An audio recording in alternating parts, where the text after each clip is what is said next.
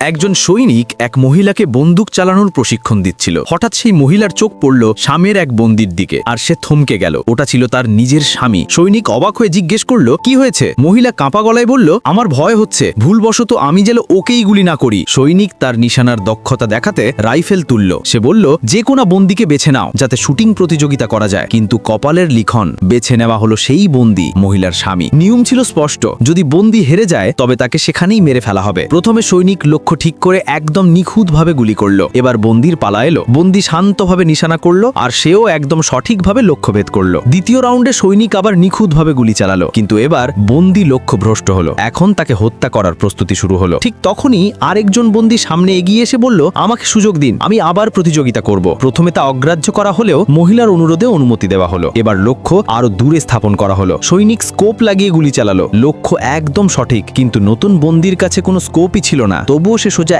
একই পয়েন্টে গুলি লাগালো, আর সেই বন্দী তার সঙ্গীর প্রাণ বাঁচাতে সফল হলো।